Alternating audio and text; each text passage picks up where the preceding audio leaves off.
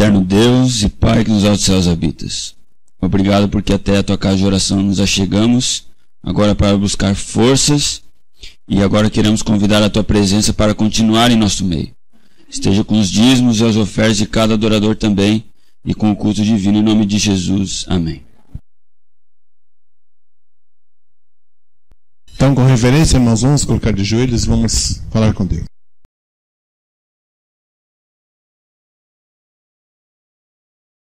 Nosso Deus, nosso Criador, nosso mantenedor, te agradecemos, porque aqui estamos nessa manhã do teu santo dia para louvar o teu santo nome.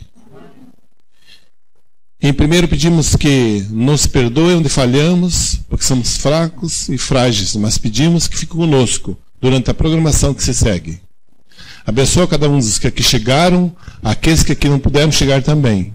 Os familiares aqui representados, que o Senhor possa abençoá-los, possa vencer as dificuldades que eles não conseguem vencer sozinhos. Seja também com a reunião que está tendo com nossas irmãs lá no portão, que o Senhor possa abençoá-los também. E aqui, Senhor, pedimos que fique com os visitantes, com os amigos e com cada um de nós. Em especial também entregamos Cisés, que possa ser um vaso em tuas santas mãos, que nós possamos ouvir e que a mensagem venha diretamente do céu. Pedimos que nos perdoe, que nos purifique e que prepare nós para a tua volta. São bênçãos que nós te pedimos, te agradecemos, em nome do Senhor Jesus, que é o nosso único Senhor e nosso único Salvador. Amém. Amém. Amém.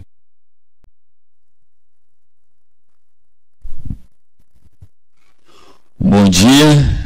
Feliz sábado a todos os irmãos aqui do Sítio Cercado, uma igreja que ainda não conhecia, mas fui muito bem acolhido pelos irmãos, que tão bem receberam desde quando eu entrei até a classe ali que eu participei hoje, classe do Tião. O Tião e o Jaque me pediram para me apresentar um pouquinho, para vocês me conhecerem. Nós trabalhamos juntos ali na União. Já estamos aqui em Curitiba, estamos no 5º ano. Nós trabalhamos na área de tesouraria. Já trabalhei no estado aqui do Paraná, na Norte Paranaense, que fica em Maringá, quando era a Grande Norte Paranaense ainda, e também já tive servido no Rio Grande do Sul, na região oeste, lá na Missão Oeste, Missão Ocidental Sul-Rio-Grandense, que pega o interior ali do estado. E agora nós estamos então, como falei, nos últimos 5 anos, desenvolvendo nosso ministério aqui em Curitiba, na União, e bem especificamente com a área de publicações. E eu acho que vocês perceberam que a gente tem um pouquinho de vínculo com essa área, porque eu trouxe aí para as crianças um exemplar muito especial da revista Nosso Amiguinho. Se ainda alguma criança não recebeu, ainda a gente tem um ou outro exemplar aqui, a gente vai deixar para vocês. Mas a minha pergunta é para vocês, pais: quantas crianças aqui já conheciam o Nosso Amiguinho? Quantos têm a revistinha do Nosso Amiguinho?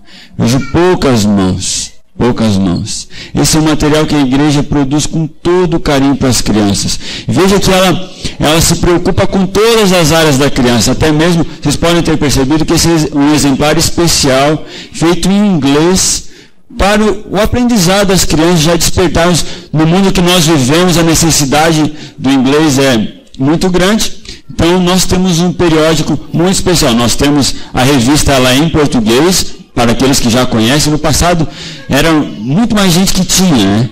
Mas a revista não sumiu. Até pouco tempo me perguntaram: acabou o Nosso Amiguinho? Não, não acabou. Ela continua, e os comportores continuam oferecendo essas revistas nos lares. Faça um esforço para ter esse material na sua casa, com seus filhos, para participar da educação das suas crianças. A igreja ela tem um cuidado muito especial com a próxima geração da igreja, produzindo materiais que possam levar as suas crianças a um conhecimento melhor das coisas, e através de ensinamentos bíblicos bem fundamentados na palavra de Deus. Então, faça um esforço, adquira, e nesse final de semana está acontecendo um evento muito especial. Começou ontem, sexta-feira, aqui na nossa cidade, em Curitiba, e vai até amanhã. Esse evento qual é? Quem lembra? A não ser ali da minha classe, a Casa Aberta. Se você ainda não passou lá, se programe para você estar lá. Lá você vai poder adquirir materiais espirituais para sua família, preparar o seu lar, bíblias, lições, fazer a assinatura da lição na escola sabatina. Se você perdeu o projeto Maná, não perca a oportunidade da Casa Aberta, livros denominacionais, música de alta qualidade da igreja para você adquirir. Então, lá no Colégio Social Bom Retiro, faça planos de estar lá com a sua família, certo? E ter também esse material já no seu lar para o próximo ano. Preparar já para você cuidar da espiritualidade do seu lar. Isso é muito importante. Você não pode perder essa oportunidade. Tá ok? Como eu falei, a igreja tem um cuidado muito especial com a sua membresia, com esses eventos, com todo esse material que a igreja produz. Nós temos uma gravadora que produz música e DVD de qualidade, vocês provavelmente têm na sua casa. Nós temos uma editora que produz livros, materiais para todas as idades. Se você quiser ser, eu vejo aqui muitos jovens, e eu vou fazer aqui uma propaganda, posso, né? É santa. Se você, jovem, tem o sonho de estudar numa faculdade adventista, IAP, UNASP, se você acha muito difícil, ou você quer ir para o ensino médio, nós temos um programa para os jovens que querem ir para essas universidades, que se chama Projeto de Comportagem para os Estudantes. E aqui nós temos 2 campos, que é a Central Paranaense e a Sul Paranaense, e você pode estar procurando o diretor desse campo, procurando também ele e solicitando para você participar. Se você já tem disponibilidade agora, se você não está fazendo, se você não tem uma atividade para fazer, procure o projeto Sonhando Alto, que ele vai te ajudar a você chegar nessa faculdade, você chegar na universidade. Muitos jovens da nossa igreja estão hoje formados, estão no colégio através do projeto da comportagem. Então não perca essa oportunidade. Venha fazer parte desse time também. E você, adulto já, que já tem uma profissão e quer se dedicar também a esse ministério de propagar as literaturas, venha também comportar. Nós temos um programa especial para você. Você pode procurar na saída ou procurar os campos para você também se enganjar neste ministério. Que esse ministério, segundo o Espírito e Profecia, é o único ministério que vai ficar até o fechamento da Porta da Graça. Que os dias que nós vivemos são dias difíceis. São dias que nós vemos o mal cada vez mais atacando a sociedade, atacando as famílias, atacando as pessoas. E nós vemos as profecias se cumprindo. O que no passado nossos avós pregaram, nós estamos vivendo hoje. Nossos dias são dias difíceis. São dias que, para a família se manter sólida, a sociedade ataca diretamente a família. E de diversas maneiras tem procurado destruir esse núcleo muito importante da sociedade, o principal. E o inimigo, ele é muito astuto, ele tem trabalhado nas principais entidades que Deus deixou instituídas aqui na terra. Casamento, família, sábado. Quanto mais nós vemos os dias passar, mais ataques nós vemos. Isso tudo são profecias que se cumprem. Nós vivemos dias difíceis, onde que a profecia dizia que o amor se esfriará. E nós vemos filhos matando os pais, pais matando os filhos. Nós vemos a sociedade numa degradação total. Não se consegue mais confiar em ninguém. A própria política já está também corrompida.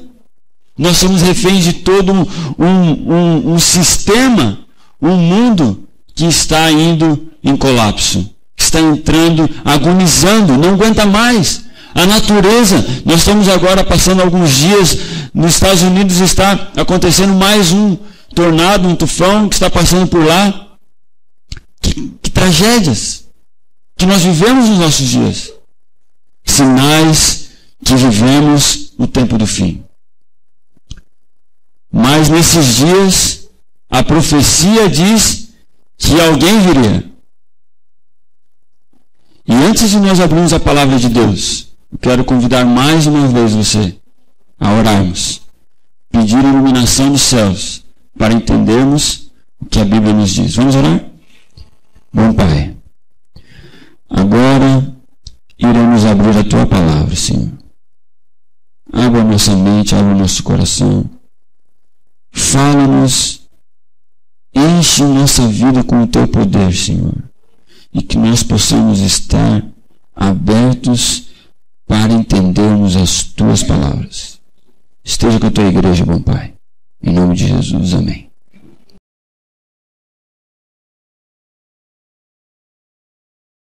Abra seu livro. Você trouxe a sua Bíblia. Abra ela. Nós vamos usá-la bastante hoje.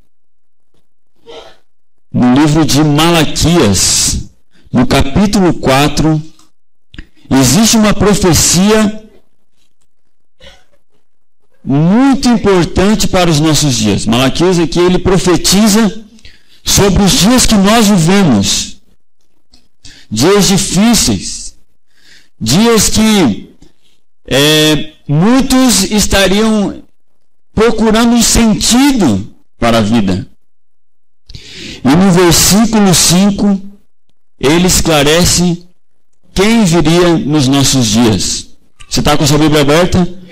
O último livro do Velho Testamento, Malaquias, capítulo 4, o verso 5. E ele diz assim: eis que eu vos enviarei quem? O profeta Elias, antes que venha o grande e terrível dia do Senhor. É chave essa afirmação, terrível dia do Senhor. Continuamos. Ele converterá o coração dos pais aos filhos e o coração dos filhos a seus pais, para que eu não venha e fira a terra com maldição. Por que é chave essa parte? Muitas pessoas têm uma compreensão que o Elias que se refere, Malaquias, seria João Batista quando veio preparar o caminho do Messias. Mas o próprio Jesus, lá em Lucas, diz que João veio no Espírito e na mesma vontade que Elias. Mas ele não era Elias. Não era o Elias que Malaquias se referia. Quem era o Elias? O Elias viria antes do grande e terrível dia do Senhor. Esse grande dia e terrível do Senhor, quem está aguardando? Nós estamos aguardando. Ele vai vir depois de que tempo? Do tempo do fim. Depois do tempo do fim vem o grande e terrível dia do Senhor, que é a vinda de Cristo. Será grande para quem estiver aguardando e para quem não estiver, terrível para aqueles que não estiverem aguardando. Pois bem, se o dia do Senhor está chegando, Elias vai vir. Quem é Elias? Essa é a pergunta. Quem seria Elias? Para nós sabermos quem é Elias, nós temos que voltar então à história de Elias.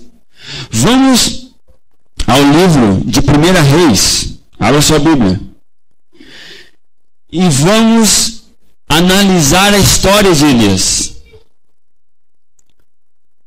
Você deve conhecer a história de Elias, mas eu quero convidá-lo a, nesses poucos minutos, nós analisarmos a história de Elias. E nós vamos hoje sairmos daqui certos de quem é o Elias espiritual que Deus vai enviar, ou já está enviando, para preparar o povo.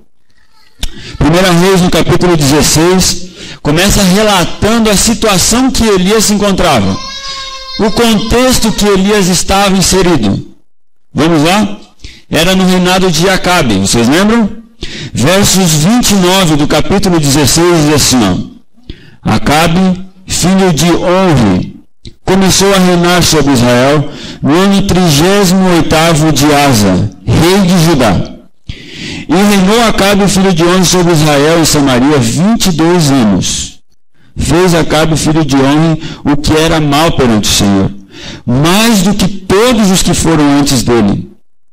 Como se fora coisa de somente andar ele nos pecados de Jeroboão, filho de Nebate, tomou por mulher a Jezabel, filha de Etbaal, rei dos Sidonos, e foi e serviu a Baal e o adorou. Levantou um altar a Baal na casa de Baal, que edificaram em Samaria, que era a capital do reino. Também Acabe fez um poste ídolo, de maneira que cometeu mais abominações para irritar ao Senhor, Deus de Israel, do que todos os reis que foram antes deles. Você vê alguma semelhança? O povo de Israel estava corrompido. O rei, o líder daquela nação, tinha andado nos caminhos errados, tinha escolhido andar longe dos caminhos de Deus. E tinha levado toda a nação ao pecado. Ele tinha feito igrejas para cultuar a Baal. Erguido altares para cultuar o Deus que não era o Deus verdadeiro. Israel vivia numa profunda depravação. Você consegue ver alguma similaridade com o momento que nós vivemos? Profunda depravação. As pessoas não adoravam mais ao Deus verdadeiro. Nesse contexto, aparece Elias. No capítulo 17 aparece Elias. Mas Elias, ele vivia onde? Nas montanhas de Gileade. Ele vivia lá. A Bíblia diz, logo no início nós vamos ler, mas ele era um tesbita, da terra de Tesbe. Lá morava Elias. E ele olhava tudo aquilo ali. Estava vendo tudo. Elias sentiu o desejo, orava para que Deus viesse repreender o povo. A pena inspirada nos diz que Elias orava incansavelmente. Elias tem duas atribuições, duas características muito importantes na história de Elias, no perfil de Elias. Elias, a irmã White, ela destaca que era um homem de oração e fé. Oração e fé. Elias, um homem de oração e fé. E ele orava clamando a Deus para que Deus trouxesse o povo novamente para os seus pés. Para a adoração ser novamente levantada ao Deus verdadeiro. Incansavelmente oração. Só que Elias não esperava que a missão fosse dada a ele. Irmão White, clarificando um pouquinho a história para a gente, no livro Profetas e Reis, ela diz que quando Elias não esperava que Deus desafiasse ou colocasse em suas mãos o desafio de ele dar a mensagem para o povo. Mensagem dura, mensagem de repreensão, que qualquer um que fosse dar corria risco de vida. E Elias, sabendo do seu papel como profeta, ele aceita a missão dada por Deus. E ele vai até o rei. Capítulo 17 do livro de 1 Reis. Elias se apresenta a Acabe. Acompanhe comigo. Então Elias, o tesbita dos moradores de Gileade, disse a Acabe: tão certo como vive o Senhor, Deus de Israel, perante cuja face estou, nem orvalho nem chuva haverá nestes anos, segundo a minha palavra. Elias chega, a Bíblia ela é fantástica, porque Elias chega de uma maneira sobrenatural na frente do rei. Nós não sabemos como ele passou pela guarda, ele não chega se desculpando ou fazendo honrarias ao rei, simplesmente ele chega na frente do rei e ele dá a mensagem de juízo ao povo. Se vocês não se converterem, não tem chuva. E da mesma maneira que Elias entra em cena, ele sai de cena. Ele vira as costas e vai embora. Todo mundo, eu imagino a cena no palácio. Todo mundo assustado, olhando, quem que é esse cara? O que ele está falando? Tal. Espera aí, ele está falando que não vem chuva? O nosso Deus, Baal era o Deus do quê? Da chuva, da fertilidade. Ele que regava a terra. Não, ele não conhece o nosso Deus. E aí, Israel passa por três fases que acompanham os 3 anos de seca. É dura essa profecia. Elias deu a profecia e ele saiu. Ele foi para o riacho de Querite, se escondeu. E o que me chama a atenção é que essa mensagem ela não se cumpre no momento. Porque nós aqui em Curitiba vivemos uma realidade diferente, que chove todo dia, né? Mas eu já morei em algumas regiões que passa uma semana e não chove. Às vezes passa 15 dias e não chove. Mas nem por isso as pessoas se preocupam muito. É uma vida normal, é uma rotina. Aqui em Curitiba a gente é o contrário, né? Chove todo dia. Mas para aquelas pessoas, quem sabe, um dia sem chuva, normal. Uma semana sem chuva, normal. Um mês sem chuva, nós estamos passando por uma estiagem. Eu passei, quando eu trabalhava no Rio Grande do Sul, nós ficamos 3 meses sem chuva. Era uma estiagem. 3 meses sem chuva. Não, nós estamos passando por um momento difícil, mas o nosso Deus vai... E o primeiro passo dessa decadência do povo foi tentar resolver o problema. O que eles tentaram fazer? Vamos tentar resolver o problema. Vamos buscar água daqui, vamos cuidar da reserva. E todo mundo, quando vem a primeira dificuldade, quando nós estamos errados, eu acho que você já passou por isso. Sabe quando alguém chega e te repreende, a primeira coisa você tenta resolver o problema. Com as tuas forças, com a tua capacidade, você tenta resolver o problema. E aí você procura de várias formas, de acordo com o teu conhecimento. E o povo tentou. De acordo com o conhecimento deles, resolveu o problema. 1 ano se passou de seca. Resolveu o problema? Não resolveu. Eles começaram a dobrar o culto durante aquele ano. Eles faziam sacrifícios. E a Bíblia dá detalhes que eles começaram a fazer sacrifícios ainda maiores, com mais dispendiosos. Clamavam ao Deus deles com mais fervor. Eles tentaram resolver o problema. 1 ano se passou. Nada aconteceu. 2º ano. Nós não estamos conseguindo resolver. E o ser humano passa eras e continua a mesma coisa.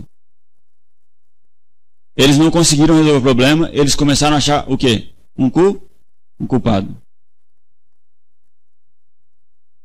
E aí Jezabel arquiteta o plano. Isso tudo está acontecendo por causa de quem? Por causa de Elias. Elias, ele é o... Baal não dá chuva, porque Elias está vivo. Temos que matar. E começa uma procura intensa em todos os países vizinhos. Em paralelo à história que o povo de Israel estava sofrendo, Elias também tem alguns episódios pitorescos na Bíblia. Que ele vai para Sarepta. Certo? Secou o riacho, Deus diz, vai para Sarepta, tem uma mulher lá que vai te atender. Sarepta pertencia ao reino do pai de Jezabel. Interessante? Do pai de Elias estava lá. Nas terras do pai de Jezabel. E ninguém achava. O Espírito de Profecia diz que Acabe chamava os reis dos países vizinhos e eles juravam que Elias não estava na terra deles. Elias era o culpado de tudo. E, novamente eu quero fazer um paralelo com a nossa vida. Quando vem a dificuldade e a gente não consegue resolver, qual que é a nossa segunda reação? E sabe, a gente fica procurando também os motivos, os culpados. Por que a gente está sofrendo? E sabe, eu e você, quando vem a dificuldade, quando passamos por provações, nós não conseguimos olhar como um chamado de Deus para voltarmos aos caminhos. E começamos, quem sabe, culpar pessoas, coisas e até o próprio Deus. Mas passou o segundo ano e choveu? Não choveu. E a dificuldade aumentava. E o terceiro passo do povo de Israel começou no terceiro ano. Arrogância e ódio. Arrogância e ódio. Eles estavam tão pervertidos no aspecto religioso que eles não foram capazes de olharem para si e reconhecerem quão longe andavam dos caminhos de Deus. E de uma atitude de ódio, de arrogância, eles começaram novamente a praguejar, procurar saídas, e não reconheciam que o doador da vida era o verdadeiro Deus que eles deveriam adorar. Eles não olharam a história do povo deles, do próprio povo. Com mão poderosa saiu do exílio, do Egito. Deus tinha guiado 40 anos no deserto. As terras que eles viviam, os seus pais herdaram, foram terras que Deus conduziu, deu a vitória de uma forma miraculosa. Nada disso surtiu efeito na cabeça deles. Eles não conseguiam olhar para a história da vida deles, como Deus tinha guiado o povo até aquele momento.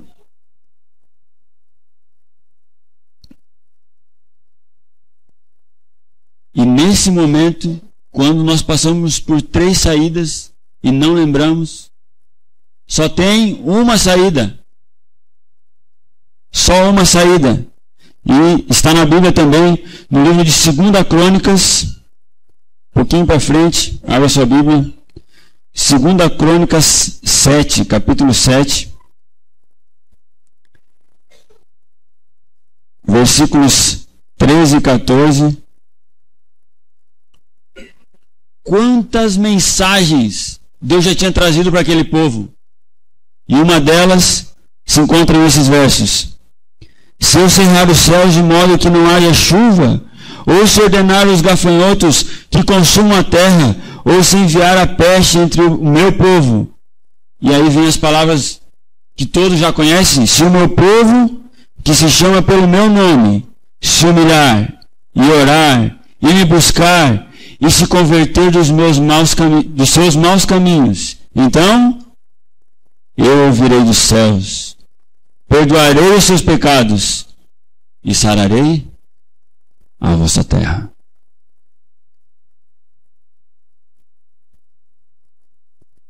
Mensagens duras, mas eles tinham a receita para sair daquele sofrimento.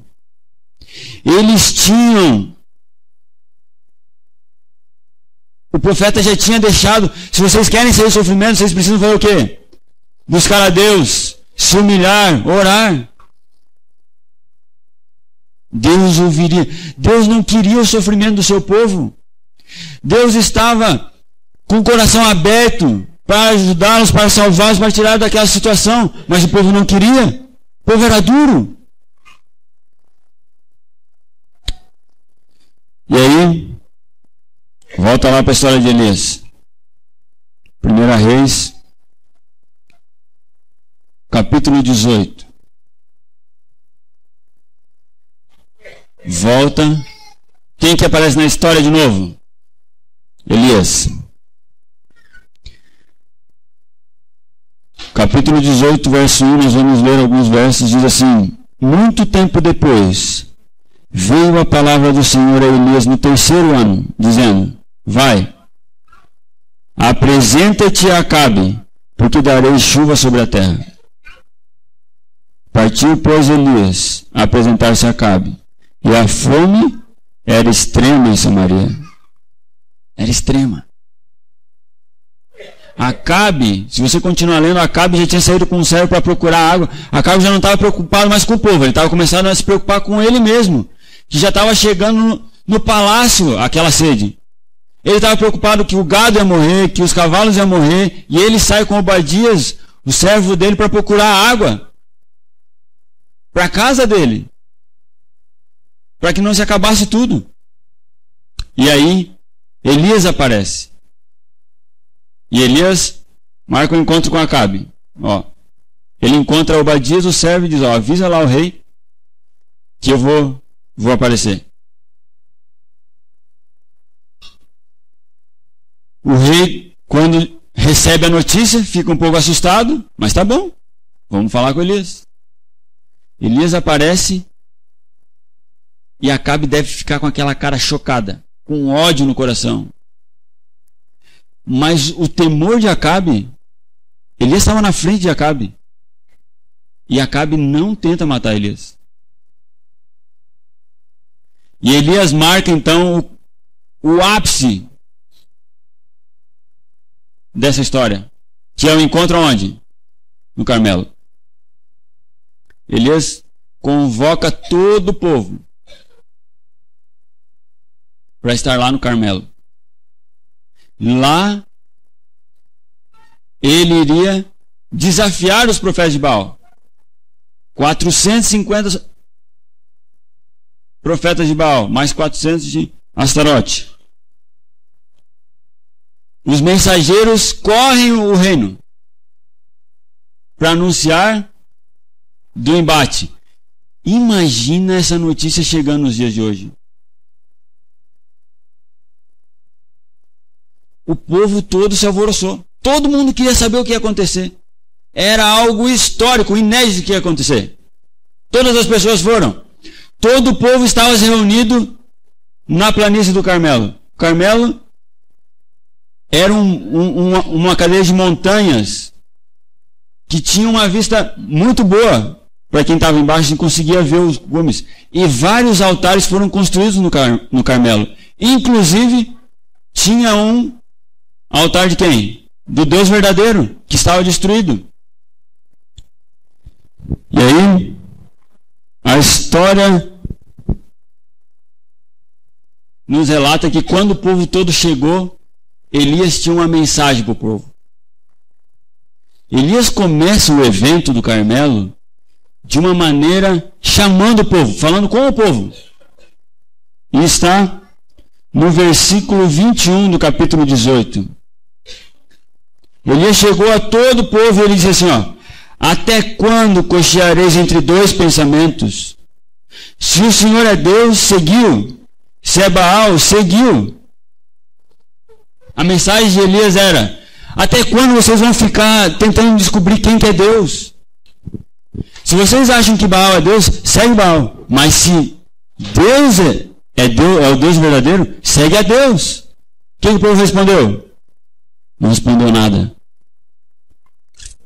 E aí, Elias chama para a prova. Chama os profetas de Baal aqui. Vocês vão construir um altar, vão fazer o sacrifício, e eu vou fazer outro. E o Deus que atender com fogo, esse é o Deus verdadeiro. O povo achou razoável a proposta e aceitaram.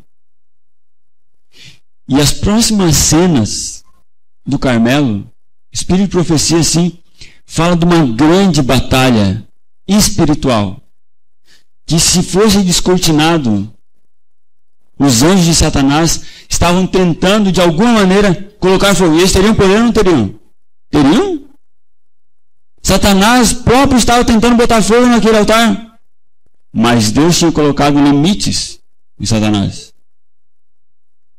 Limites. E Elias ficou muito atento. O irmão White, quando comenta, ela diz assim que Elias o tempo inteiro ficava atento. Porque os profetas de Baal sabiam que não poderiam colocar fogo. E eles tentaram de várias maneiras. Se Elias bobeasse, eles iam botar fogo naquele altar. Mas Deus não deixou.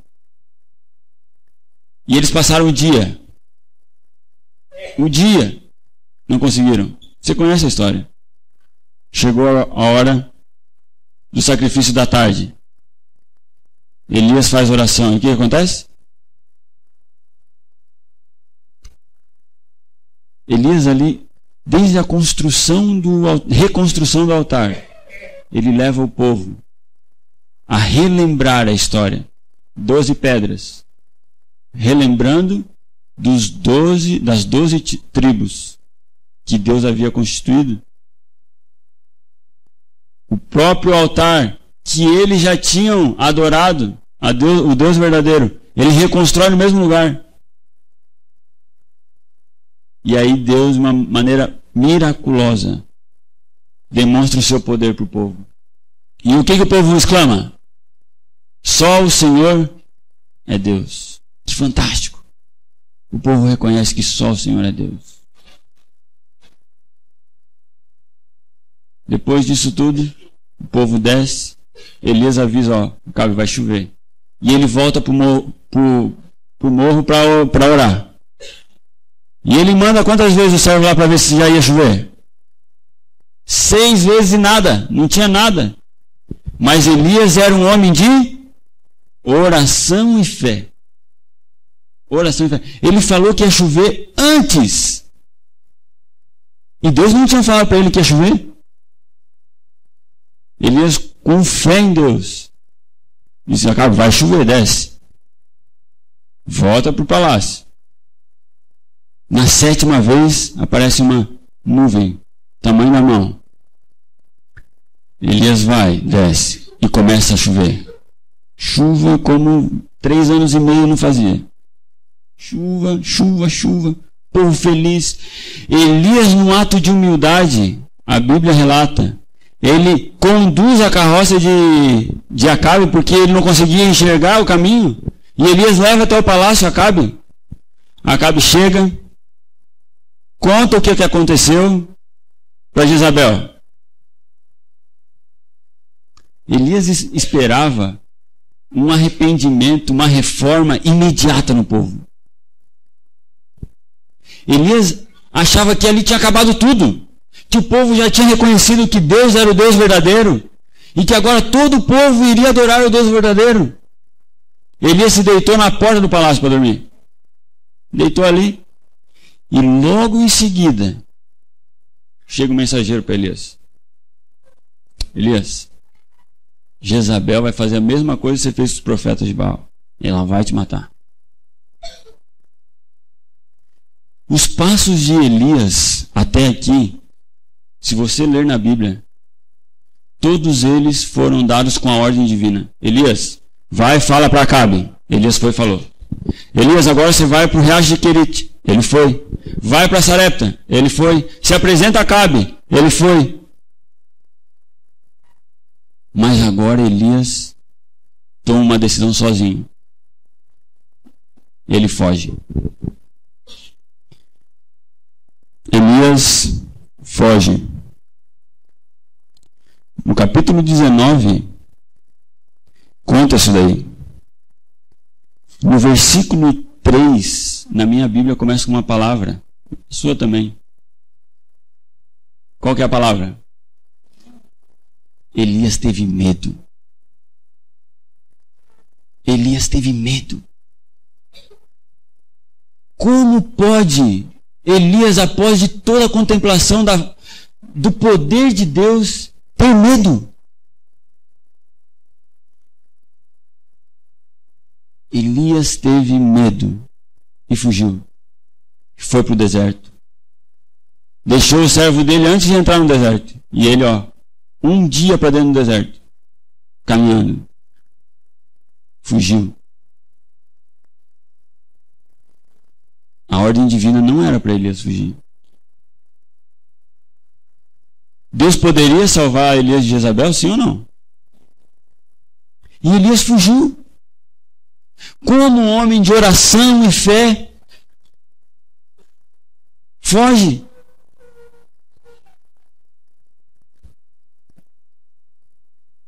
Ele andou, cansou, estava com fome, já não tinha comido o dia anterior inteiro. Mais o dia que ele andou no deserto, 2 dias sem comer. E vem o anjo do Senhor. Elias, levanta e come. Elias comeu e voltou a dormir. Elias, novamente o anjo, levanta e come. Elias levanta e come. E começa a andar 40 dias com aquela comida. Só com aquela comida. E chega até Horebe. Chega no Monte Horebe, no Monte do Senhor. O Monte Horebe, ele fazia parte da cadeia de montanhas do Sinai. Quem teve no Sinai?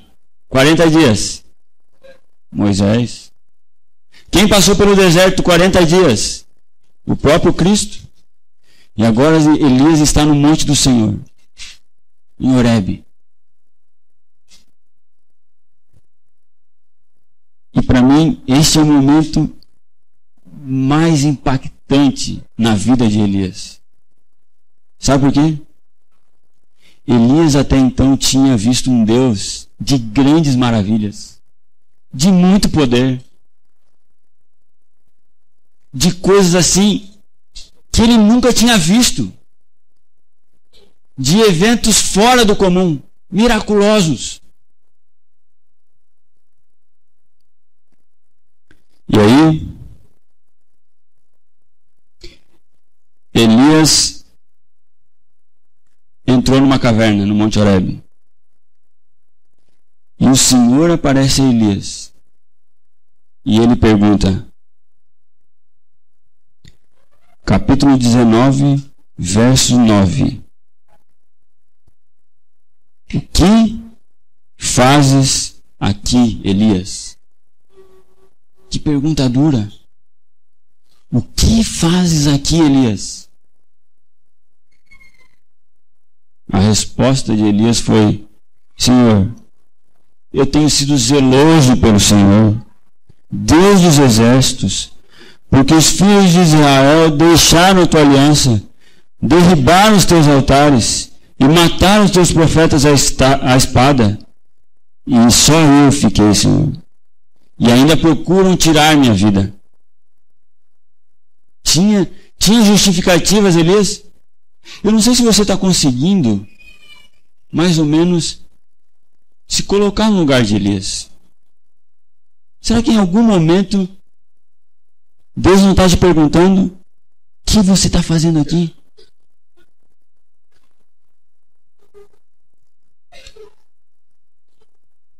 Deus proveu uma tempestade. Ventania. Deus estava na ventania? Não estava. Deus, mais uma vez, fogo. Deus estava lá? Não estava. De repente, uma calmaria. Um murmúrio. Deus estava na calmaria? Era ali que Deus estava. Saiu Elias, cobriu-se para falar com Deus. Muitas vezes, quando nós temos grandes vitórias espirituais, quando nós vemos a mão poderosa de Deus no meio do nosso povo, agindo, nós temos aquele orgulho santo, ou ficamos pensando, esse é o Deus que eu confio, esse é o verdadeiro Deus, é nessa hora que Deus vai salvar todo mundo. Mas, ao levantarmos de manhã, quem sabe, no cântico do pássaro, no momento da calmaria, nós não conseguimos reconhecer a presença de Deus na nossa vida. Depois de tudo isso, Deus novamente pergunta a Elias, verso 13. Final do verso 13. Que fazes aqui, Elias? Depois de tudo isso, Deus volta a pergunta para Elias. Elias, o que você está fazendo aqui, Elias? Mas o ser humano, como eu disse, ele não mudou. Elias repete a mesma resposta. São justificativas. E aí Deus mostra para Elias que ainda em Israel existia quantos joelhos que não se dobraram a Baal? 7.000. Elias fala, só eu sobrei, Senhor. E ainda estão querendo me matar. Deus diz, Elias, vai lá, unge esse daqui, rei. Esse outro aqui, unge ele também. E unge também Eliseu, que vai ser o teu substituto, Elias. Após isso, a Bíblia diz que Elias começa um profundo trabalho de reforma no povo de Deus. Só depois que Elias conheceu a Deus de uma forma íntima, de uma forma que, como antes, ele nunca tinha visto. Quando ele entendeu que Deus está com ele todos os momentos.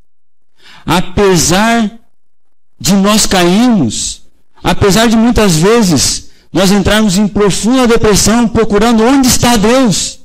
Quando vemos as dificuldades à nossa porta, quando as pessoas nos acusam de coisas que nós não fazemos, ou quando a nossa própria vida está sendo colocada em risco, Deus está do nosso lado.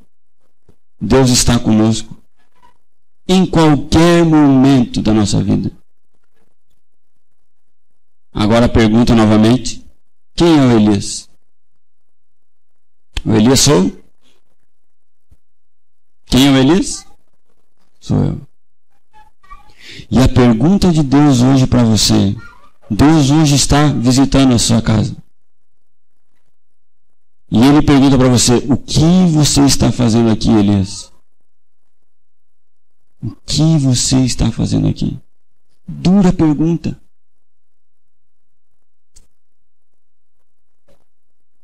Se nós queremos que Cristo volte em nossa geração, nós precisamos apressar. Uma reforma, como feita nos dias de Elias, a maior reforma, segundo o Espírito de Profecia, que o povo passou foi a reforma que Elias fez no povo. Essa é a reforma que a igreja clama, que Cristo pede que o seu povo faça. Derrubar os altares de Baal e levantar o altar do verdadeiro Deus. A pergunta que Cristo faz hoje, o que você está fazendo? O que nós estamos fazendo? Agora, chega a nossa parte de responder. A decisão é sua e é minha. O papel que nós queremos desenvolver na história deste mundo depende só de mim e só de você. Se você está passando por dificuldades, se você, assim como Elias, tem diversas respostas para dar, lembre-se, nosso Deus, Ele é um Deus que está nos momentos bons e nos momentos ruins. E Ele pode falar para você de uma maneira miraculosa, mas procura ouvir Ele também nos momentos silenciosos da vida, onde só você e Ele podem se encontrar. Que Deus nos abençoe e que a nossa resposta possa estar em pé para o chamado de Deus. Essa é a minha oração, esse é o meu desejo. Que Deus nos abençoe. Amém.